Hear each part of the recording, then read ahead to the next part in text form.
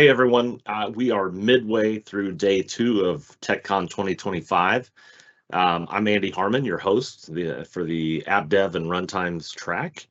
Hope you guys are all fueled and inspired and ready for our next topic. This afternoon, we've got a really special treat. We've got 2 sessions that go hand in hand. First off, I'd like to introduce James Hunter, who's going to dive into our DevOps portfolio and how that can help streamline your software delivery. And then immediately following that session, we're actually going to do some demos live of that with Dan Capon this afternoon. So please, strap in, get ready for kind of a 2-part segment. Just a quick reminder, submit questions in the chat. We'll be monitoring that throughout the session.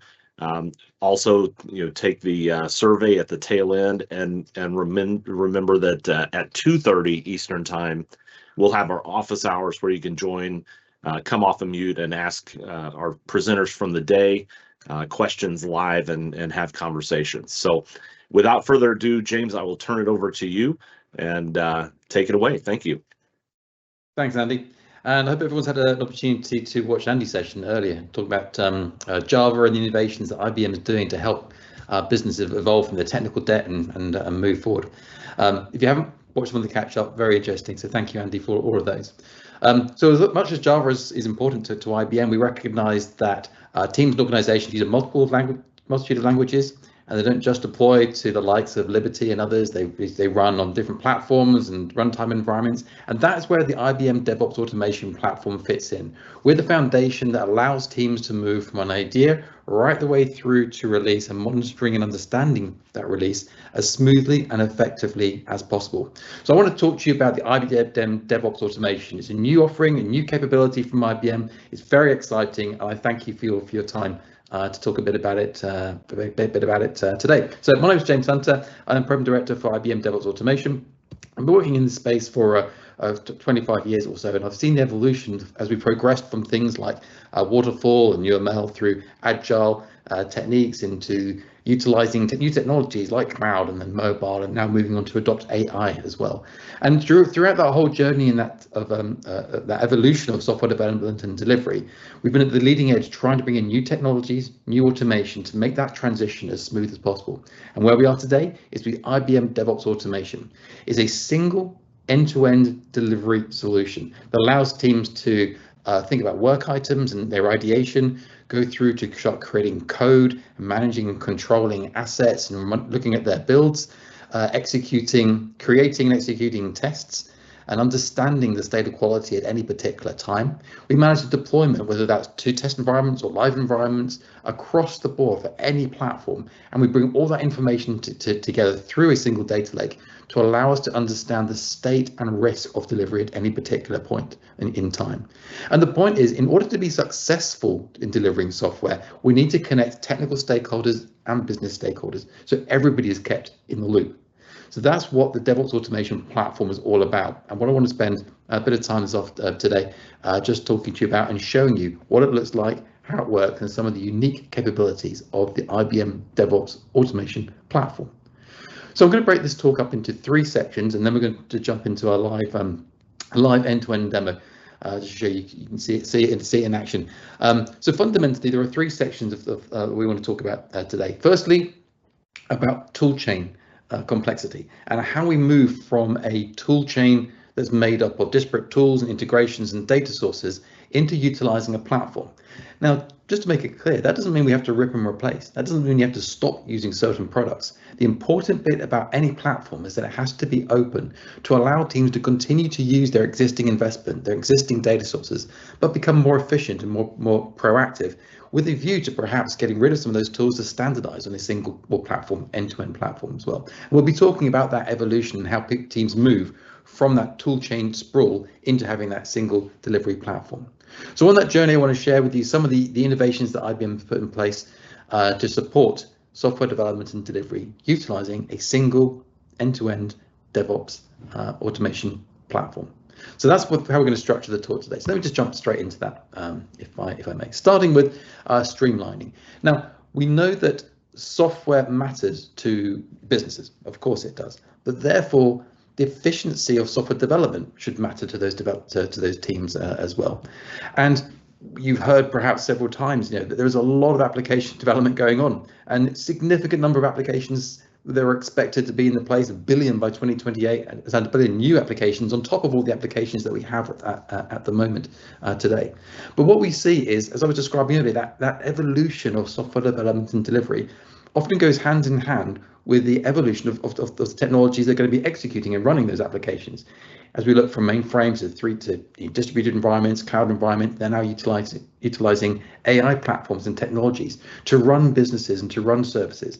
Software development and delivery needs to adapt to support each of these environments. It's not just a question of deploying out to these environments, it's understanding that the architecture is right, that the runtime is right, that the tests that we're executing are appropriate to this environment, the performance expectations, the security expectations as well. So application development is accelerating. There could be a lot more applications around. Organizations need software development and delivery to become more efficient and more effective. And that also means improving the experience of the software development and delivery team as well. So a single DevOps automation platform should be able to support improving the efficiency and improving the experience of the delivery team. So we run a thing called the IBM Software Delivery Report. You may have read it. It's available through the IBM Tech Exchange community. Every year we run surveys, and there's about 450,000, I think, roughly in the IBM Tech Exchange community at the moment. We gather information. What we do that's different around the surveys, we don't ask high-level generic questions like, is DevOps important to you? Of course it is. Do you want to do things better? But what we ask is, from your role on the development and delivery team, from the ground up, how do you feel about delivery? Do you feel that the work that you do is represented in the end deliverable that gets consumed by end users? And it's always very interesting to get that real world, feet on the ground perspective back from development and delivery teams. What I particularly like about the charts on the screen at the moment are the ones on the right hand side. The question is, how would you rate the maturity of DevOps within your group, and how would you rate the potential of that? Nearly every single respondent to our survey said their teams could do better, that their business could do better. They could deliver faster, more efficiently, and deliver higher quality solutions as well. The question is, how do they do that? And throughout the survey, they said it was difficult to get the integrations and the tools that they have. It's difficult to get the data in order to be able to identify and prove why things should change. But I thought it was really hopeful that everybody felt that there was a potential to improve. So the question is, how do we make that happen? That's what the platform can begin to help. So we talked to a lot of clients and customers, and there are 4 key things I'm noticing as I'm hearing from clients today, 4 key topics. One is about tool chain simplification. At the moment, they're investing in lots of tools, and there's been this history, of course, about moving from waterfall to agile approaches. Then there was community of practices or community of excellences. Then open source became very important, and then we sort of moved as a team to, as an industry, to allow teams to pick and choose the tools that they want, as long as they were open source and they integrated and things like that. But we've come back to a time where we realized to be efficient, we need to consolidate some of that data. So tool chain simplification is not just about reducing the number of tools, it's also about ensuring that we've got governance across that entire tool chain, that it's possible to get information from the data sets from each of the tools and applications that are being used in the software development and delivery process. It's about linking in the business tools as well as the technical tools as well, because it's only at that point can we start getting reliable and accurate information on which to make decisions that are going to help us to improve the efficiency of our software development and delivery. So lots of conversations around tool chain simplification. The other one is about security.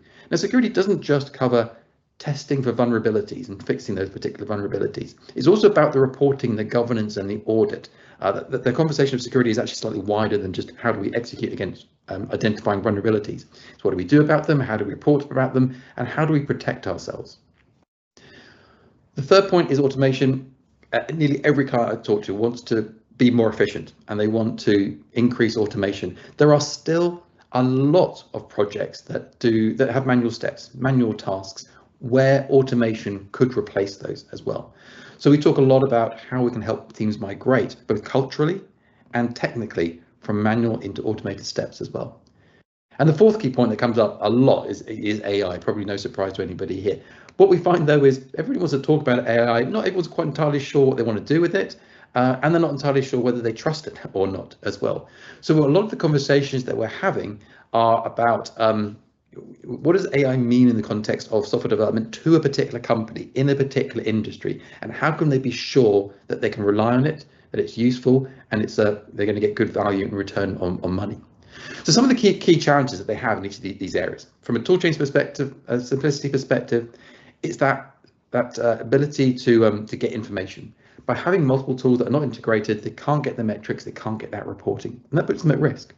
From a security, it's that fear. That's what it's all about. Fear of failing regulatory requirements and assessments, fear of downtime for that application, and of course, fear of losing data and information in multiple ways. Automation is about how do we do things faster. We find that teams are worried about quality and the time that it takes them for them to deliver.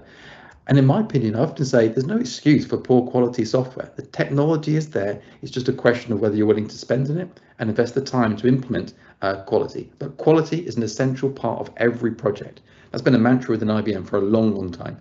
And we help our clients to adopt that through automation as fast as possible.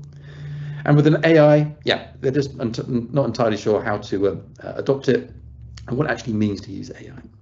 So we talk to our clients and the projects about how we can help. So, for example, from a toolchain perspective, we help them simplify to bring those tools, those data sets into a single platform, so they can start collecting information, whether they're from IBM tools and non-IBM tools as well. But the first step is to get control of that, all the different data sets and applications that are being used in the software development and delivery lifecycle. Security. We show how by integrating security scanning throughout the end-to-end delivery lifecycle, we take away some of the pain of doing that security testing and understanding the state of security and quality across the board at any time during the project. By removing the impact of doing testing and security testing, we make it possible for teams to increase the amount of security and testing that they do, therefore improving the quality and the security of their application and services. Automation, we've been doing this for 30 years. In this market, providing tools that allow teams to move into using automation instead of manual steps, whether that's CI/CD, testing, and a whole plethora of other capabilities as well. And with AI, what we've done is made sure that we've built AI into every stage of the software development delivery lifecycle, but we've made it optional because not every team wants AI, but they want to experiment with it, certainly. They need to have the opportunity to play around with it. So we're making it them feel comfortable about experimenting with the AI, building up the credibility of AI within their solution, so then they can start progressing and rolling that out as well.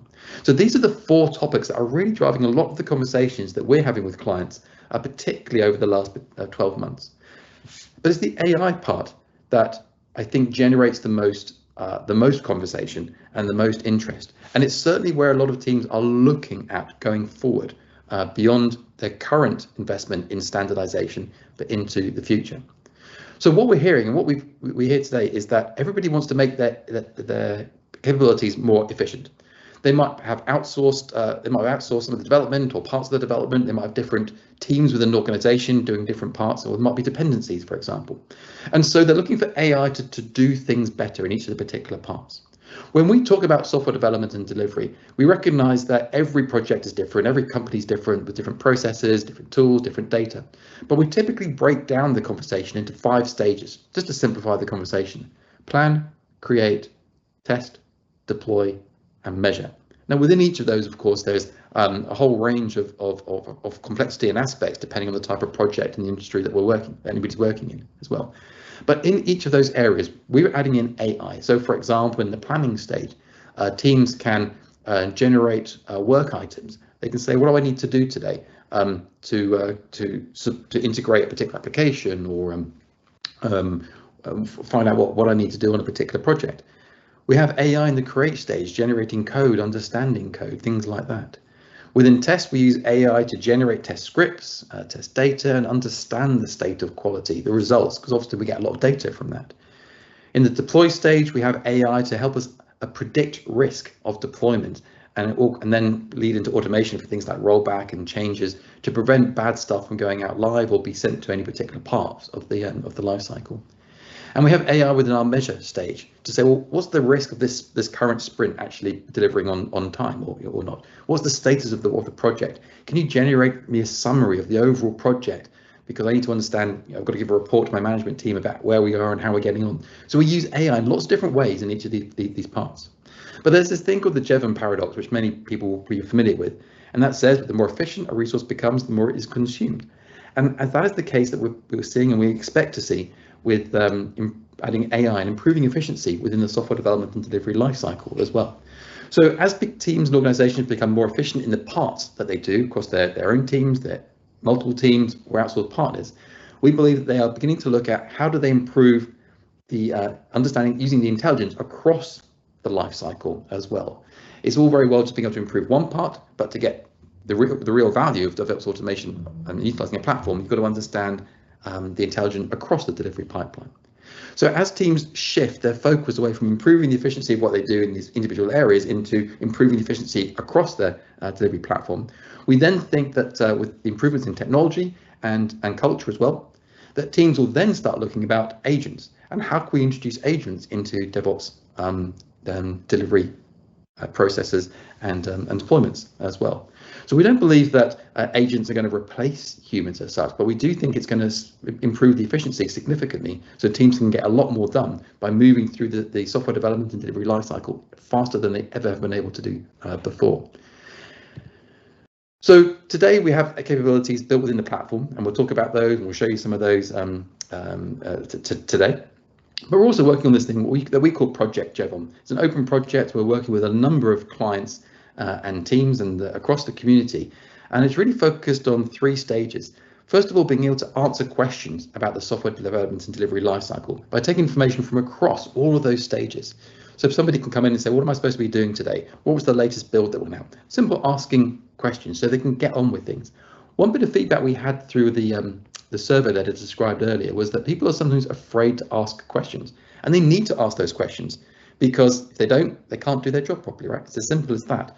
But human nature and the culture that we often see within software development and delivery teams is they're afraid to do that. So having that AI assistant as a first step allows them to ask that question. And because we can access information from across the entire delivery lifecycle without any of that problem of integration and gaps, we can get credible information and guidance about risk and what needs to be done as well. The second stage is actually doing things as well. So for example, I might ask, what am I supposed to do today? Or I might say, can you go and create a plan for me and then actually go and inform some people to make sure that needs to be done, or go and create some tests for me for this particular case. So that's using AI to do stuff. Then the third stage is to use agents. So now you would say, I need to add in a security checking mechanism for our new login application, whatever it happens to be. And then using AI to understand, letting AI assess the steps that are required, what needs to be done, and that initiating that work and executing as much of that work as possible. So there's a progression of answering questions, simple backwards and forwards, asking AI to actually do stuff and letting AI control that. And then we've got the agent to agent call, understanding what needs to be done, communicating with each other and executing those processes as well. So that's where we're going from, and we call that within IBM Project Jevon, as I say, working with a number of clients and projects to define those and those use cases and those processes. And if that's something you'd like to be interested in, I'd really welcome you reaching out, just ping me, and we'd love to get your input and get you involved in that project as well. So from an AI perspective, we work obviously with Watson. We have access to the Watson Foundation models, which includes predominantly, Granite is our preferred LLM of choice, but we're very much an open platform. Bring your own LLM, whether you want to switch to Mistral through Watson or one of the others, or you can even work with third-party providers. It doesn't have to be the IBM Watson model library. We find some organizations don't just want to work utilizing the web and service providers. They want to air gap. So we work with Alamo and others to support that. So behind the scenes, we're integrating work with Watson, enabling teams to start executing these tasks at every stage of the software development and delivery lifecycle. So our long-term vision for this, I thought it'd be worth sharing. IBM has a strategic roadmap and focus, which is publicly available, around 5 key parts: hybrid cloud, AI, security, data, and quantum. And what we do in conjunction with our research and others as well is try to align how is DevOps going to be affected, how is software development and delivery going to be affected by the innovations that are coming against each of these particular pillars. And so particularly from an AI perspective, what's driving some of the changes that we're expecting by 2027, we're expecting at least a 10-time improvement in performance and agility across projects. By 2029, we expect things to become much more reliant on the advice of AI. And by the time we get to the sort of 2030s and so on, that's when we really think there'll be trusted interaction between human and machine. That collaboration will really help to drive the development and modernization and control of applications as well. And it'll be very interesting as we look at things like in the future quantum as well. When does that start becoming applicable from an experimental perspective in the sort of early mid-20s and adoption as well? But DevOps as a principle adapts with all these different innovations around these technologies that are coming forward as well. So what we've done is take IBM's research, what IBM expects to be the big innovations in these areas, and aligned how we think software development and delivery is going to change to adapt to support that as well. So let's talk about some of the innovations we've recently introduced into the IBM software development and delivery platform.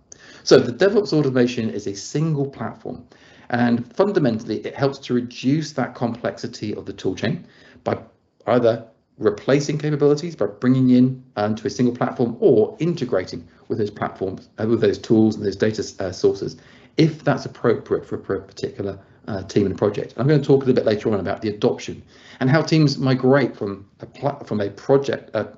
product-based delivery with integrations into a platform-based delivery focused on efficiency. It's integrated with AI through every step. We have testing and throughout at the heart of the platform to ensure that we're delivering reliable software as fast as possible. Because it's integrated, we get those insights. We can identify bottlenecks easily. We know what to do about them, and we can feed that information out to business and technical stakeholders as simply as possible and in a format that's suitable for their particular role. Because of that, we can deliver faster. Teams can improve their cycle times. They're less at risk of failing audits and challenges because they can respond and have that full trace of information throughout the entire delivery lifecycle. They can deploy openly to any environment. And for us, that doesn't matter if it's green screen, mainframe, distributed environment, cloud environment, embedded, mobile, AI, or even quantum as well. And what's particularly important about the platform is that it allows teams to connect into other parts of their organization. So for example, financial tracking, financial reporting, even things like carbon reporting, if that's of interest to a particular organization, they should be plugging in and connecting into this platform.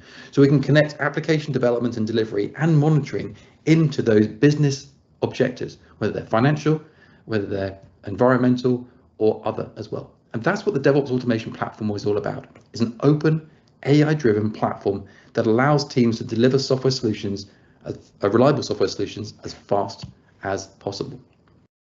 So let's talk a little bit about what it looks like and what it does. Firstly, it removes toolchain complexity. So we do that by having out-of-the-box capabilities that teams can use. They don't need to have anything at all if they were starting from scratch. But of course, the vast majority is lots of teams do have things from scratch. They might be using AHA, Jira, internal tools, whatever it happens to be. We can plug those into our platform, or we can migrate from those tools into the capabilities within the platform as well. Either way, we're absorbing that information and making it very easy for teams to get the information that they need. They can understand the state of any particular project or any sprint, and they get lots of information and dashboards about risks and notifications and what they should be doing, and views across that might vary from project to project. But the principal point is everything was in one single platform, and they can customize these views and dashboards. There's a whole load available out of the box, but teams can customize them for their own particular needs, for their own reporting mechanisms, and for the information that's relevant for them and their role within a software development and delivery team. The platform itself is, I'll show you the architecture a little bit later on, is very easy to install. It's one Helm chart, installs on the IBM cloud. We find it takes about 20 minutes to install, and then it's available for all the projects, all the programs across the enterprise or the group or whatever the parameters are for this particular team. But once it's installed, then teams can start instantly. They can get their projects going very, very quickly. They can jump into creating their plans, their work items using Kanban boards, and then as soon as they start using it, they start getting access to information like the analytics around the state of delivery, things like average lead time or code coverage or security, whatever is appropriate for their particular type of project. And what I also want to share is that although I'm talking about software development and delivery, workflows are applicable to all types of businesses within or groups within an organization, whether that's HR, whether that's finance, whether that's sales, development, and marketing. They all have different workflows, and they should all be integrated into the same platform. So I talked earlier about we can link into things like financial accounting systems, but we also have workflows here that make the platform applicable for those type of users as well. So by making it usable by different types of user and different roles within an organization, as well as sharing and making that data available for those different roles, that's how we're beginning to bring technical and business stakeholders together and keeping them all in the loop. I use the word loop because something else that we've put in the platform, which is really helping teams to get going quickly, is this concept that we call loops. Loops are a way of connecting data from different parts of the life cycle and making it visible and available in a way that's relevant to a particular role. So what we're showing here on the screen, for example, there's some work items in a standard Kanban board that I'm sure everyone's familiar with. But what we've done is linked in some information about the quality related to that particular work item. So the person looking at this maybe is a project manager who has no experience with testing, was not involved in that. Perhaps testing is outsourced to somebody else or a different department. But they can get a simple view of information about, in this case, quality related to a particular item that's a work item that's in play at the moment. So this is an example of how we're beginning to link information from across the delivery lifecycle and making it relevant and simple enough for people to absorb for their own particular role. So teams can get started very, very quickly, and they can start getting value very, very quickly, and that is just as important.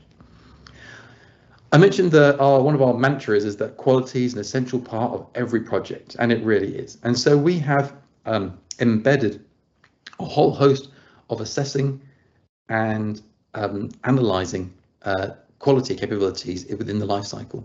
And some of the interesting parts that we've been able to introduce in the last 12 months or so include things like AI-driven test design, where teams can take information from Figma designs or Adobe or other tools as well, pictures, and yet it has been tested with a drawing on the back of a napkin. Somebody wanted to try that, we tried it, yeah, and it does that. So our AI here looks at the designs, interprets what the different elements are supposed to be and what they do, and from there derives the tests that could execute and validate whether that capability has actually been implemented. So it's a way to push testing as far left as we possibly can. As soon as you've got a picture, we can start dynamically creating tests. In the same way, we can also start dynamically creating data as well through a new test data generation capability that allows teams to create very quickly, very easily, generic sets of data. So if you're testing, for example, a financial application, you need a whole set of customers. What often happens is that you end up with a big spreadsheet with 1,000 users in it. And sometimes people go through and they change ones and zeros at the end of a certain details to try and change it, but it's ad hoc and it's a bit of a pain, to be honest with you. So what we've done is created that capability to allow teams to identify what type of data they want, and even for what industry, and then click a button and create 1,000, 10,000, 100,000 different unique bits of information that they can use within their testing. And if it needs to be fresh data, press the button and it's completely regenerated from scratch.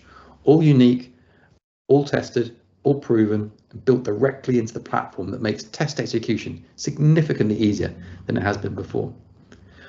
One of the other interesting things about testing, of course, is the impact of test execution. It takes time to do testing, but it also takes money as well, particularly for things like performance testing. Depending on how much performance and how many people you're testing, you've got to actually simulate and run the behavior in those virtual users. And so sometimes you want ways to be able to reduce that cost. So we have an AI-assisted test scheduler and cost optimizer that allows teams to say, well, I don't need this result until maybe next Tuesday, for example, whatever that happens to be. So I'm going to say, this is when I want the result. I'm going to leave it to the system to go and work out when to do that test and how to do that test. Perhaps they've got an agreement that it's cheaper to run processing time on a particular cloud provider over the weekend. Okay, so we can run and execute those tests at that weekend. If it's a bulk test, something like performance testing, or we can scale up and scale down if it's more urgent. But it's a way to help reduce the impact of test execution within the delivery platform, and more examples of the innovations that we're bringing in and plugging into this platform to make it as easy as possible for teams to adopt and get value. Now, I've talked a bit also about different types of roles within this project, and by connecting the information across the different data sets and applications makes it easier for teams to know what they're supposed to do and what individuals should be focusing on as well.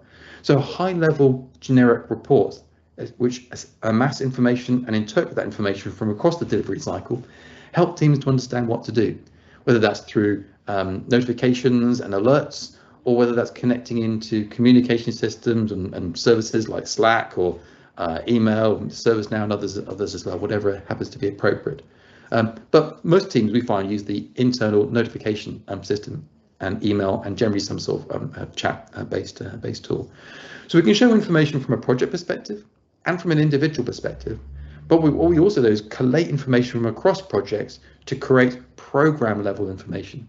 So depending on your role, whether it's a member of the team, managing the team, or a program management across multiple projects, you're able to view that information from a single platform using a single dashboard. Lastly, I wanted to share the fact that keeping everybody in the loop is important. And this is an example of where we're using AI to start collecting information from across the project, interpret the status of a project based on that information, and start generating reports. Here's an example where we've got an AI generated summary of the project, and it's collated information about the state of quality and the bugs and the readiness. It's including information that are relevant to business stakeholders.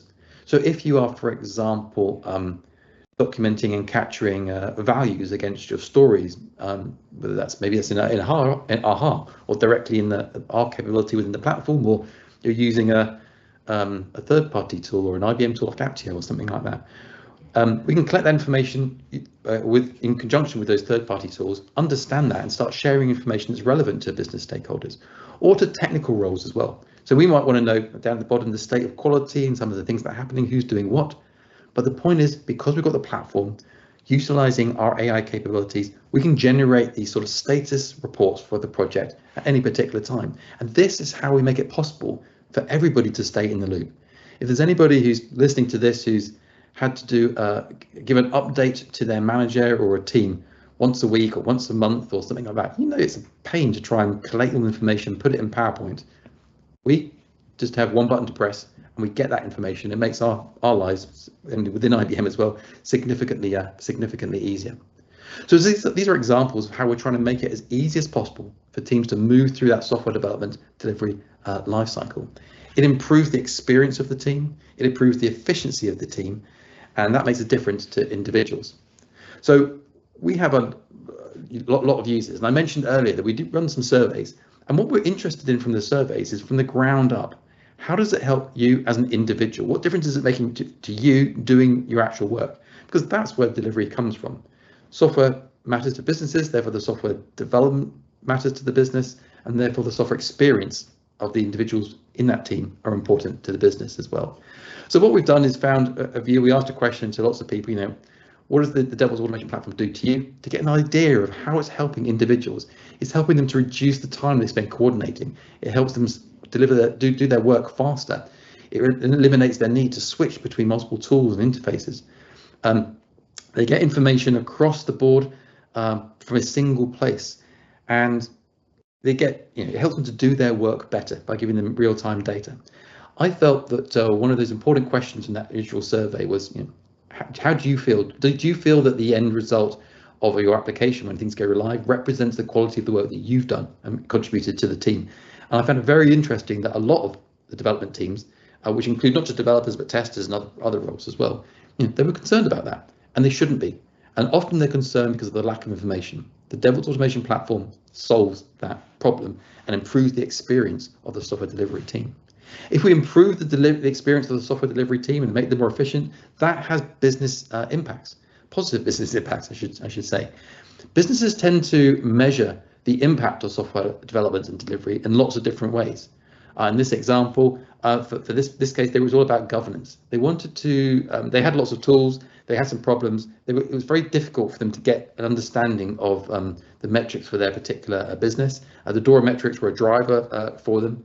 And then by using DevOps automation, they're able to get those metrics, pull that information together to improve their governance, their visibility, and then make decisions that will ultimately allow them to improve their collaboration and the efficiency of their teams. And it's a reasonable sized set of programs, 500 teams, 2,000 deployable components, 7 lines of business.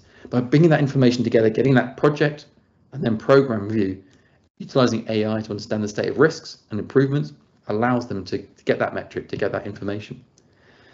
Other example, the businesses rate success in different ways as well. Some of them it's all about cost. As an example of a client organization that saved a lot of money by simplifying and utilizing the automation capabilities within the platform. But in this example, what I'm really particularly interested in is the second to bottom bullet point under business benefits at the bottom there, where it says the employee engagement score increased from 41 to 93. That itself is great. Employee retention improved, reducing training requirements and cost of onboarding new people. And I think that's what's really important, because as I was describing, if we improve the efficiency and the experience of the delivery team, that's what drives the success of the applications and ultimately business as well. So we want a happy team. We want a good experience in software development and delivery. And that's what having an automation platform is all about.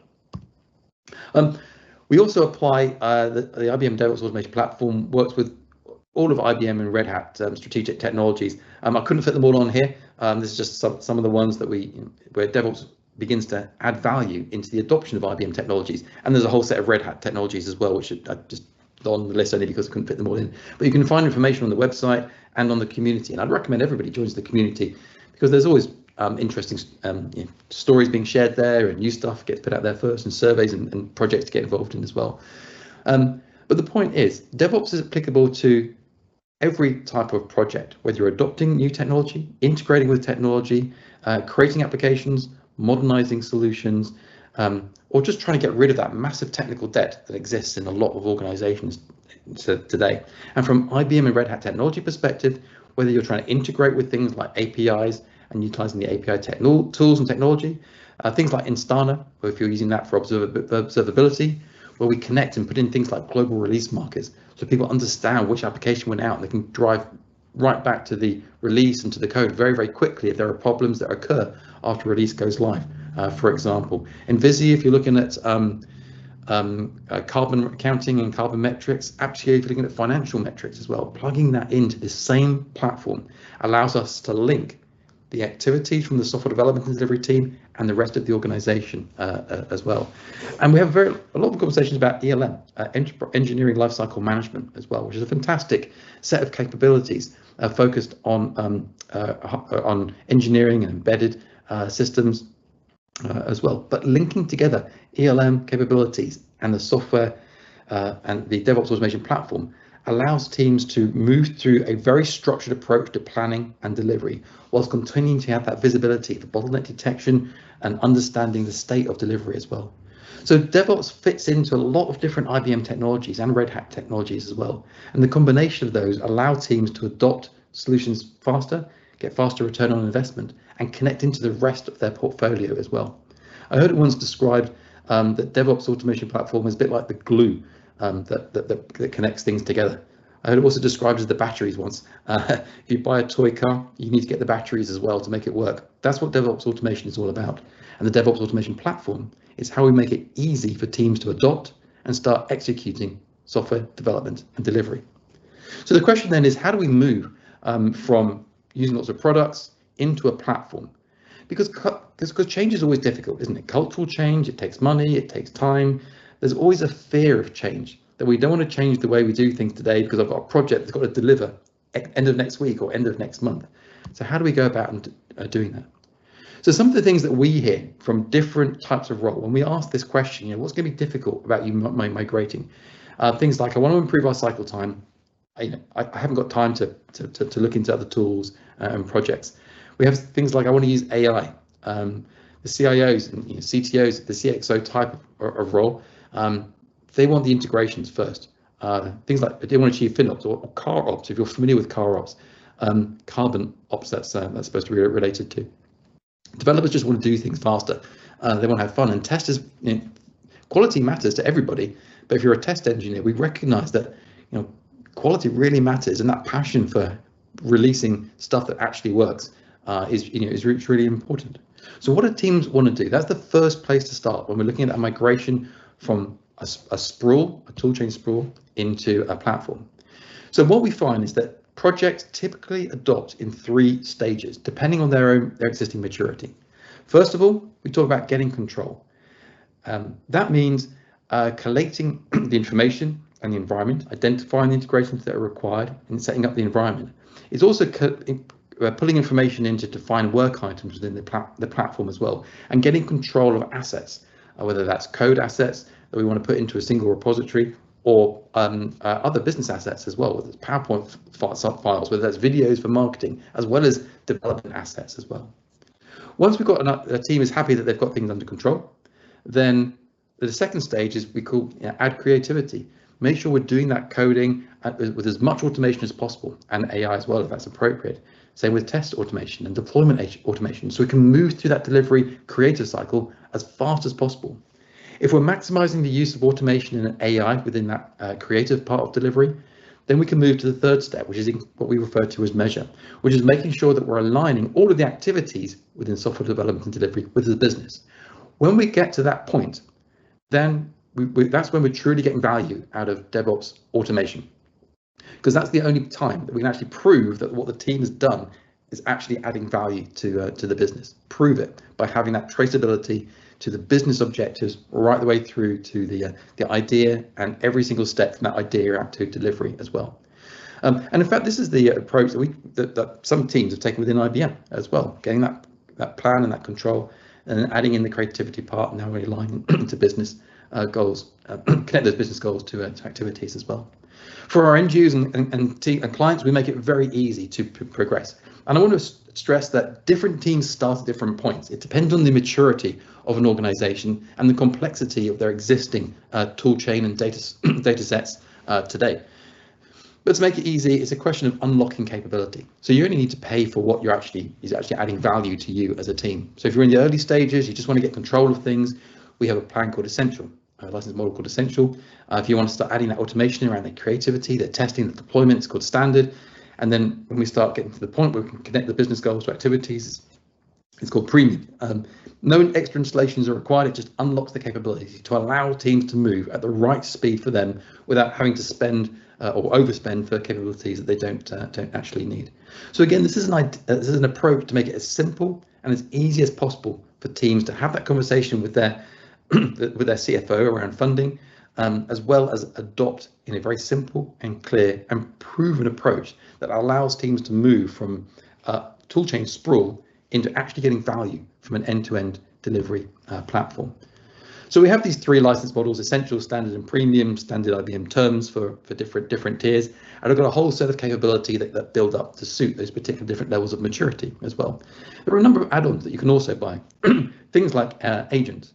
Because different teams and projects are going to work in different ways, you might be running a service that's going to have 100,000 perpetual users, or concurrent users, I should say.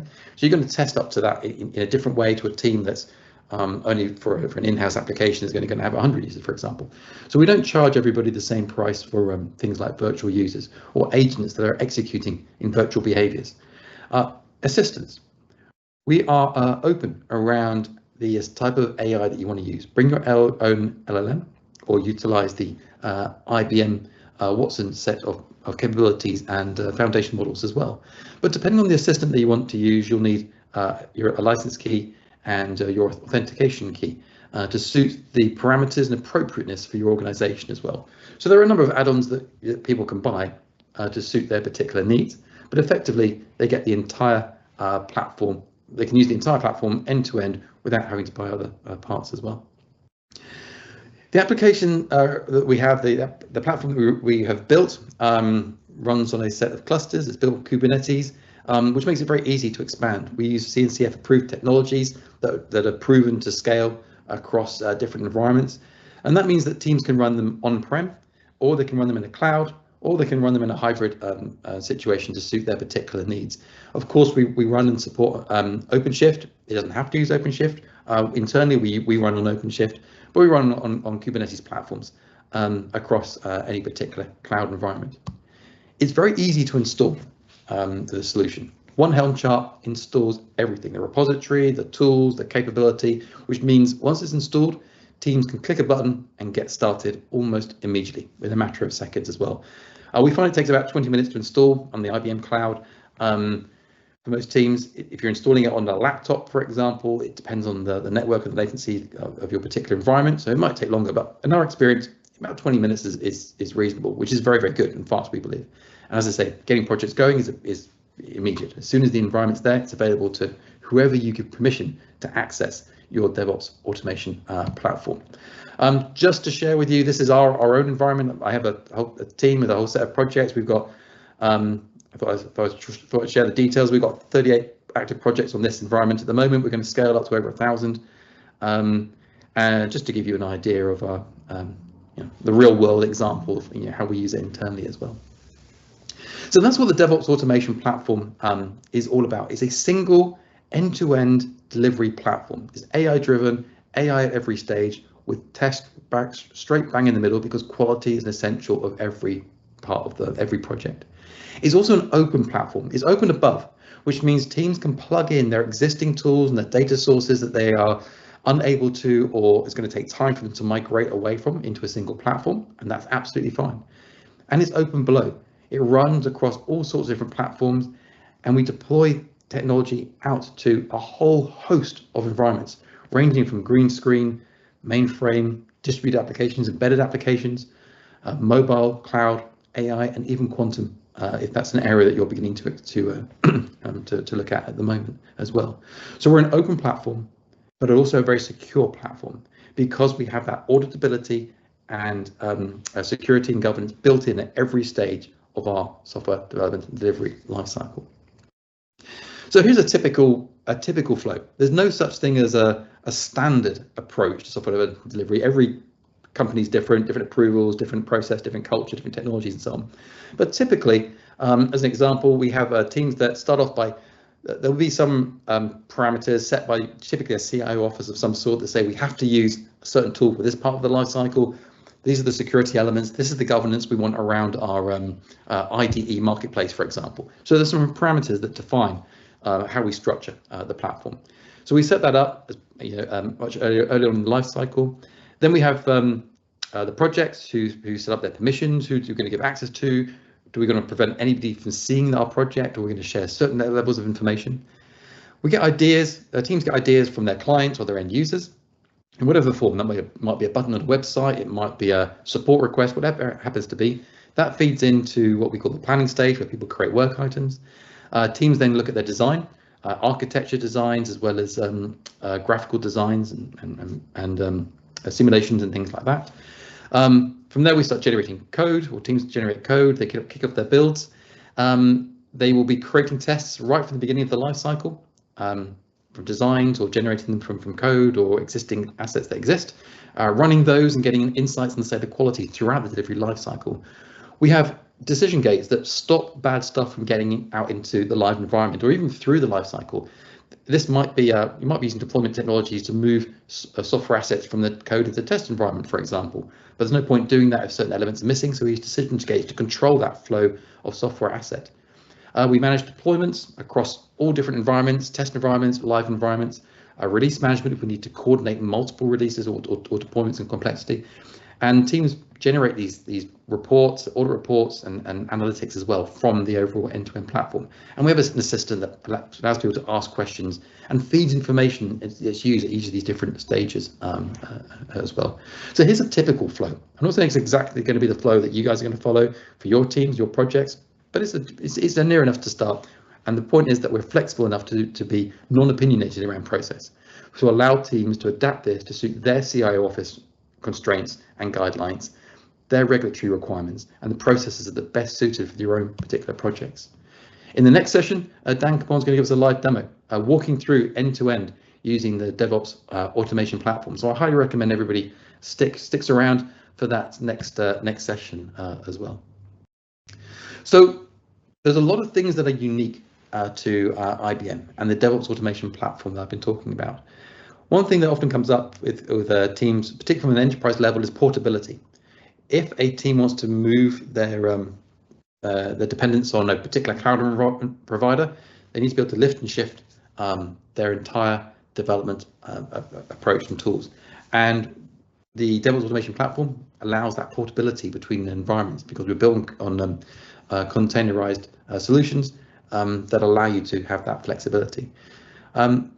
Things like service virtualization built into the DevOps automation platform allow teams to start testing earlier by simulating the missing components or components that are perhaps expensive, or test environments that are just not there yet. By virtualizing the behavior of those endpoints, teams can start testing very early in the life cycle. We allow teams to plug in elements. We're very open to third-party tools as well as IBM tools, and we consolidate that information from across that portfolio to allow teams to get that visibility, information, and that insight into removing bottlenecks and improving the efficiency of their delivery as well. We have a whole set of niche partners. Perhaps you're working on a particular technology that's niche, or it's an industry or an environment that's niche. Then you can rely on IBM to have partners in that particular space. We're open around AI, allowing you to plug in the LLM of your choice and utilize the AI provider of your choice, but also to allow you to decide whether you want to use AI at all is your choice to suit the teams. So it's not embedded without the option to not use AI by the teams. IBM has got this unique history of leadership. You may or may not be aware that even back in the 1950s, when IBM researchers were coming up with Fortran, an early language, there are stories and material from then talking about how do they improve, how do they roll out code and then learn from code and improve it. This is the early steps of agile thinking back in the 1950s. So IBM's got a very, very long history of leadership, much of which many people perhaps aren't familiar with as well. But we've learned from that, whether we've gone through introducing things like Fortran, and then introducing things like UML to understand how do we share architecture to understand. We introduced the first end-to-end software development and delivery suite back in the early 2000s, and now we've got an end-to-end AI-powered DevOps platform. So we continue to be leading in this space, and we continue to invest in a very significant future for software development and delivery, based on a number of roadmap milestones that we expect across the market as well. So that's what DevOps automation, the DevOps automation platform is all about. It's open to allow you to have full control over your platform engineering. It uses AI and automation to help teams to move through the software development and delivery lifecycle as fast as possible. It includes all roles, not just development teams, but business stakeholders as well as all technical stakeholders as well. And it gives us full control over a single bill of materials, understanding the audit history of every work item, and simplifies some of the challenges around regulatory requirements, audit reporting, but also giving us insights into things like the risk of delivery, risk of our sprint, and information that becomes applicable to everybody within the organization. So that's what the DevOps automation platform is all about. So in terms of next steps, if this is of interest to you, if you want to improve the efficiency of your software development and delivery, if you have multiple tools and you want to explore moving into a single software development delivery platform, then we have a thing called the DevOps Toolchain Maturity Assessment that is as an open program, a no-charge program, to help have that conversations where we can share some stories about other clients. We'll try and find clients that are similar in your industry as well, and share what their process and their path was and some of the challenges that they faced, and where they were and where they are now. We've done this a lot of times, running these assessments, bringing in the right people, helping to coordinate, facilitate that conversation to make sure that everybody understands where they are in that in that adoption. Are you just getting control? Do you have control but need to add creativity? Or if you're fully working with AI and automation, you're fully creative, helping to connect those business objectives with software development and delivery tasks. So that's what the maturity assessment's all about, and we're happy to come and sit with you and help you to do that. Then we can get hands-on, run a proof of technology. The environment can be hosted by IBM or can be installed on your own environment, whatever's appropriate and works for teams and organizations as well. We have out-of-the-box end-to-end approaches which you can experiment with, or we can start working on some of your own use cases and using your own data and start connecting that in just to prove that it works and assess any challenges that are potentially there. Once you've got going, we will work with you also to ensure that the information that's articulated from the solution is applicable to the business stakeholders and to your technical stakeholders. But if all you want to do is browse the marketing information, just get some more general information, jump onto the website, which is the links will be available to everybody as well. And if you have any questions, then please do reach out to me or Andy or any of us at any time, and we'll be happy to help. That, Andy, I'll hand back to you. Awesome. Thank you, James. And as James mentioned, immediately following, so the next session, which kicks off in 10 minutes from now, we'll actually be seeing what James just covered in a demo fashion. So we'll be stepping through each of the tools with Dan. So invite you to come back and join that. And then immediately following that is our office hours. So at 2:30 Eastern time, you can jump on and have live conversations with many of the speakers from throughout the day. So before you go, please feel free fill out the surveys that let us know what we're doing right, what we could do differently. We're always looking to make this a better experience for our customers. So we'd love to hear from you. Also, please feel free to join the Tech Exchange community and stay in touch with us. In the meantime, James, thank you very much. And thank you all for joining, and we'll see you in about 10 minutes on the next session. Thank you so much, guys.